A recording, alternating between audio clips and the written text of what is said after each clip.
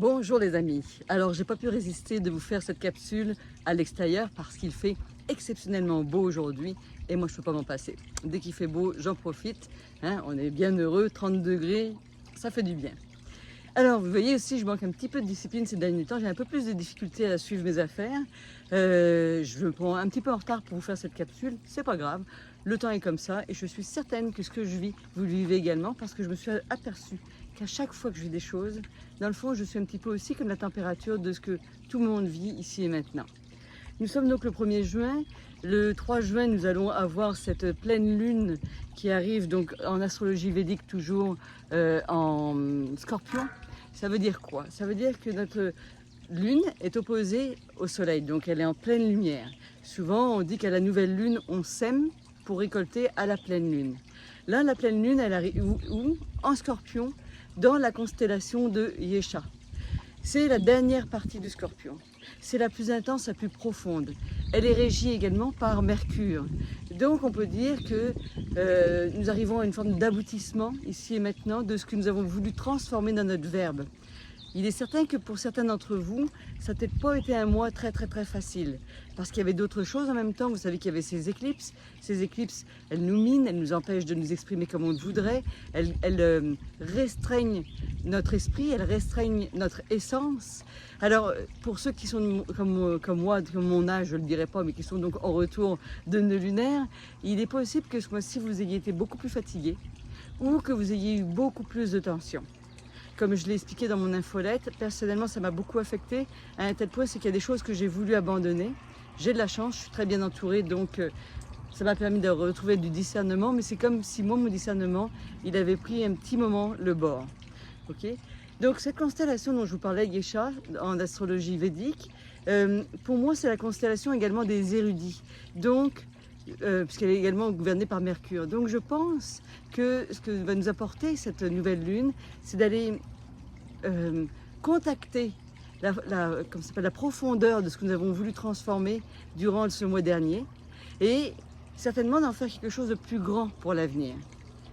Donc pour les énergies du mois, on commence avec cette pleine lune donc en scorpion et juste après, eh bien, le 5 juin, on a Vénus qui va se retrouver en opposition exacte avec Pluton. Ça veut dire quoi? Ça veut dire qu'il va y avoir une très grande intensité dans nos rapports en termes généraux avec les autres.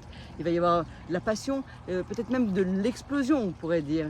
Je vais éviter pour ce mois-ci de parler un petit peu trop de ce qui peut se passer au niveau international. Sauf, je ne peux pas m'en empêcher de vous faire un petit aparté, puisqu'on va parler de Saturne juste après, puisque Saturne va commencer sa rétrogradation le 17 juin, et Saturne qui rétrograde va certainement ralentir certaines affaires, hein, mais va peut-être mettre à jour beaucoup de choses très intéressantes. Par exemple, Saturne est en Verseau, vous voyez bien qu'on est en train de voir de nouvelles avenues par rapport à la santé. Vous voyez bien qu'il est en train de sortir certains scandales par rapport à la vaccination, par exemple, à des choses, des traitements qui ont été expérimentales et qui n'ont pas été jusqu'au bout.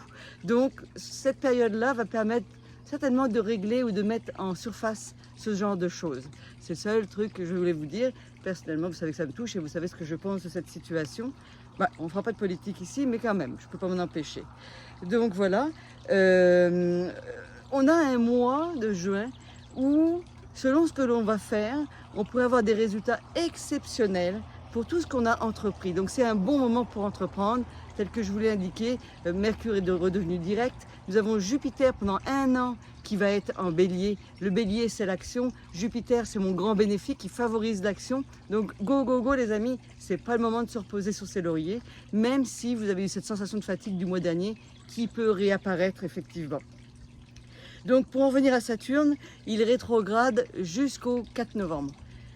Comment ça va vous toucher dans votre sphère d'activité à vous? Ça dépend où est votre Saturne. Si votre Saturne, il est dans votre maison 7, ça peut assurer une profondeur dans votre relation ou dans vos relations avec les autres, une nouvelle implication. Ça peut aussi obliger à revoir ou à faire une introspection sur vos relations avec les autres, voir ce que vous voulez transformer, comment vous voulez que ça se passe, vers quoi vous voulez évoluer. C'est la même chose dans le travail d'ailleurs si vous avez Saturne qui est là.